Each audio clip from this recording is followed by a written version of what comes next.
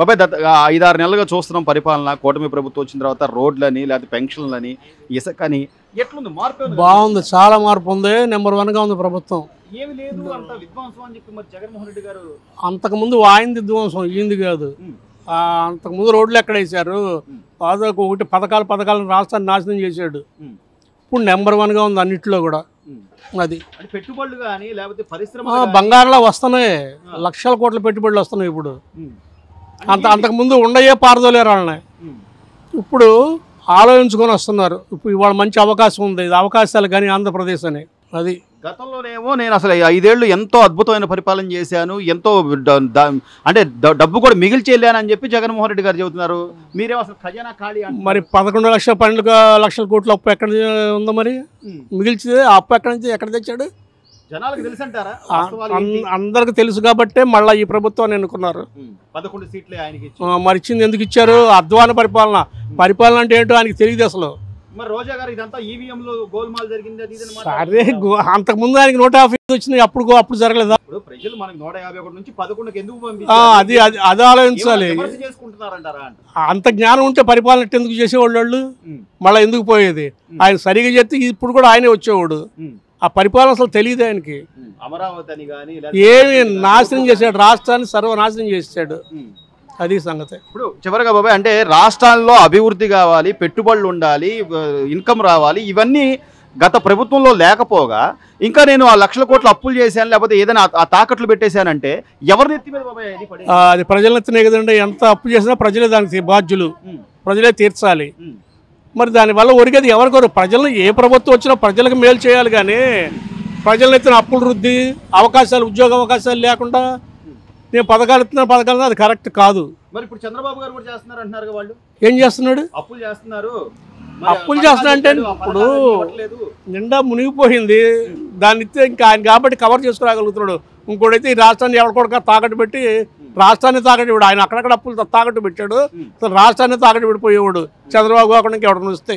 మరి అంటే ప్రజలు అంత మ్యాండేటరీగా తీర్పిచ్చారు, కనీసం 1 సంవత్సరం అయినా చూడాలి పరిపాలన, కొత్త ప్రభుత్వం అనే కనీస ఆలోచన లేకుండా పదే బురద చల్లుదామంటే జనాలు నమ్ముతారా? రాజకీయ అనుభవం వాళ్ళకి ఎవరికి లేదు, పరిపాలన అనుభవం అస్సలు లేదు.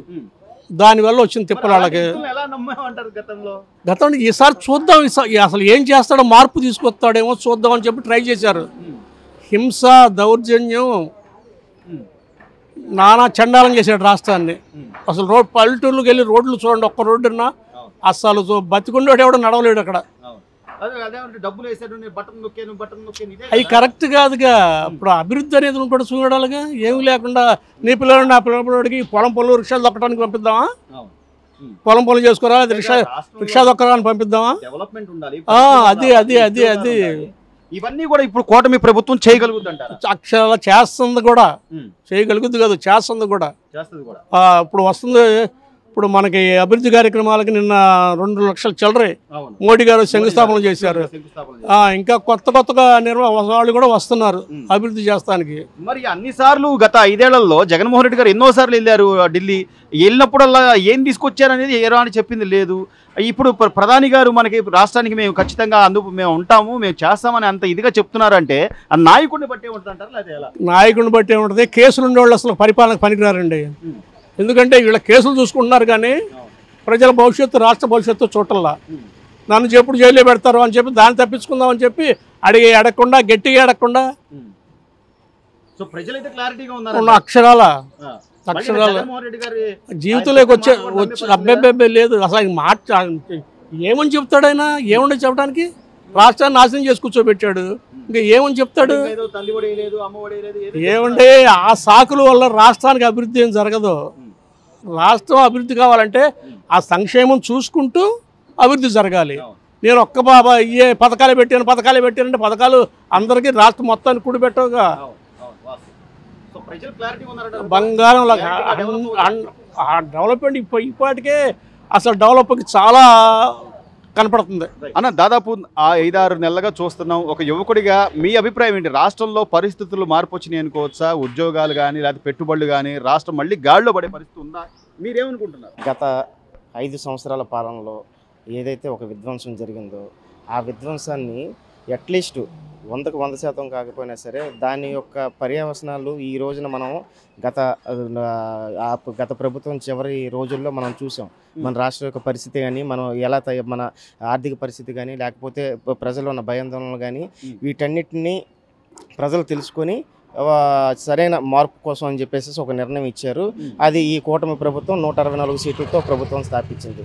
అయితే ముఖ్యంగా చెప్పాలంటే ఈ గడిచిన 6 నెలలుగా చూసుకుంటే ఇంతకు ముందు చూసుకున్న దానికి ఇప్పుడు చూసుకున్న దానికి మనకి కంపేర్ చేసుకుంటే డెఫినెట్గా కొంత మార్పు అయితే మొదలైంది. ఏం గమనించారు మీరు? ఏం గమనించామంటే ఈ శాంతి భద్రతల విషయంలో మాత్రం ప్రభుత్వం మన రాష్ట్రంలో అయితే మాత్రం కొంత చూసుకుంటే అవన్నీ తగ్గినాయండి. ఆ అవేర్నెస్ అనేది గవర్నమెంట్ తీసుకొచ్చింది. బేసిక్గా ఇంతకుముందు మన హోమ్ మినిస్ట్రీ ఏదైతే ఉందో అంత పెద్దగా పని చేయలేదు ఆ చట్టం అనేది. బట్ ఈ ప్రభుత్వంలో డెఫినెట్గా హోమ్ మినిస్ట్రీ గట్టిగా పనిచేస్తుంది. అట్ ది సేమ్ టైం ఏంటంటే ఇక్కడ కూటమి పాలనలో ముగ్గురు కూడా ప్రతి ఈ ఏదైతే బీజేపీ కానీ, జనసేన కానీ, లేకపోతే టీడీపీ కానీ, ఈ 3 పార్టీలు కూడా ప్రజలకు మంచి చేద్దాం, రాష్ట్రంలో శాంతి భద్రతలు ఎప్పుడైతే శాంతి భద్రతలు రాష్ట్రంలో ఉంటాయో ఆ రోజునే మన రాష్ట్రానికి పెట్టుబడి వ్యవస్థ అనేది మన రాష్ట్రానికి రావడానికి అవకాశం ఉంటుంది. శాంతి భద్రతలు లేని రాష్ట్రంలో ఎక్కడ కూడా పెట్టుబడిదారులు రారు. సో ముఖ్యంగా వీళ్ళ ఉద్దేశంలో ఏంటంటే దీన్ని ఈ 6 నెలలు అయితే మాత్రం ఒక రకంగా చెప్పాలంటే ఒక దారికి తీసుకొచ్చారు. సో ఆ నమ్మకం కల్పించారని మీరు చెప్తున్నారు. గతంలో జగన్మోహన్ రెడ్డి గారు అసలు మా హయాంలోనే ఎన్నో ఎంఓయూలైని అవన్నీ ఇప్పుడు ఇంప్లిమెంట్ చేస్తున్నారు తప్ప వీళ్ళు కొత్తగా తీసుకొచ్చేది ఏం లేదు అంటున్నారు. అదంతా కూడా ఫేక్ ఎంయూఎస్ అని జనాలకు తెలుసు. బట్ ఇప్పుడు రీసెంట్గా కూడా నిన్న ఆ సర్వే మొత్తం ఎవరైతే బ్యాచ్ ఉంటుందో పేటీఎం బ్యాచ్ ఏదైతే ఉంటుందో వాళ్ళ వరకు వెళ్ళి సూటు బూటు వేసుకొని వెళ్ళి ఎంఓయూలు చూసుకొని వచ్చారు తప్పించి అంతకుమించి కిందటి ప్రభుత్వంలో మనకి జరిగింది ఏమీ లేదు. డెఫినెట్గా ఇప్పుడు నిన్న కూడా ప్రధానమంత్రి గారు వైజాగ్లో ఏదైతే మీటింగ్ జరిగిందో ఆ మీటింగ్లో కూడా 2 లక్షల కోట్లు పెట్టుబడులు మన రాష్ట్రంలో, అంటే పెట్టుబడి కాదు, దాని అర్థం ఏంటంటే డెవలప్మెంట్ కోసం. సో మన NH5 కానీ లేకపోతే కొన్ని పరిశ్రమల కోసం కానీ వీటి గురించి ఎలా అయితే ఇది నిజంగా మనకి ప్రజలకు కనబడే, అంటే మాట చెప్పడం వేరు, పని చేయటం వేరు. ఈ ప్రభుత్వం అయితే మాత్రం డెఫినెట్గా కొన్ని కార్యక్రమాల విషయంలో మాత్రం అంటే ఇప్పుడే మొదలైంది కదా. ఈరోజు గ్రామ స్థాయిలో కూడా రోడ్లని కానీ లేకపోతే గ్రామాలకు విధులు నిధులు అని కానీ ప్రతిదీ కూడా ఇచ్చే పరిస్థితి ఉంది. గత 5 ఏళ్లలో ఏ రోజైనా గ్రామాల్లో డెవలప్మెంట్ ఉందా? లేదండి.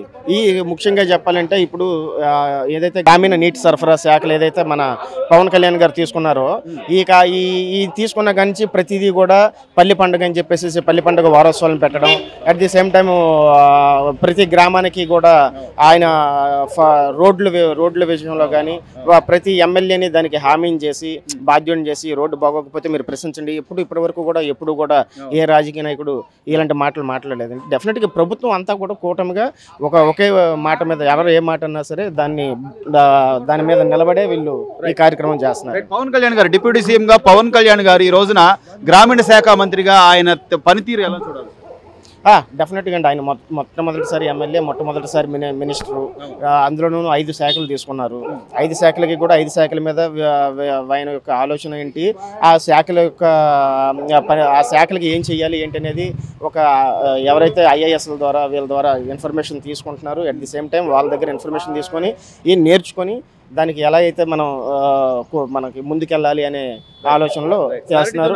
100% జనాలకు ఇప్పుడు తెలుస్తుందండి ఏం జరుగుతుంది, ఏం చేస్తున్నారని ఇప్పుడు తెలుస్తుంది ప్రతిదీ కూడా. ఇంతకు ముందు అలాంటిది మనకు జరిగేది కాదు. జగన్మోహన్ రెడ్డి గారు నేను జనాల్లోకి రాబోతున్నాను, జనాలందరూ అష్ట కష్టాలు పడుతున్నారు, నేను వచ్చి జనాల్లో ఉద్ధరిస్తాను వాళ్ళందరినీ అంటున్నాడు. డెఫినెట్గా మంచిది రావాలి. ఎందుకంటే వస్తే ఆయన ఇంతకు ముందు ఎలాగో 5 సంవత్సరాలు బయటకు రాలేదు కదా. ఇప్పుడు వస్తే జగన్మోహన్ రెడ్డి గారు మీరు గత 19 నుంచి 24 మధ్యలో మీరు ఇలా చేశారు కాబట్టి మిమ్మల్ని మేము ఓడించాము, ఈసారి మళ్ళీ మీకు అవకాశం ఇవ్వం, మీరు చేసినప్పుడు ఎలాగో మీరు మా దగ్గరకు వచ్చి తెలుసుకోలేకపోయారు, ఇప్పుడు మా దగ్గరకు వస్తున్నారు కాబట్టి మీరు ఇంతకుముందు ఏం చేశారు, ఇదిగో వీళ్ళు ఇప్పుడు ఏం చేస్తున్నారు అనేది డెఫినెట్గా చూపిస్తారు. జనాలు చెప్పడానికి సిద్ధంగా ఉన్నారు.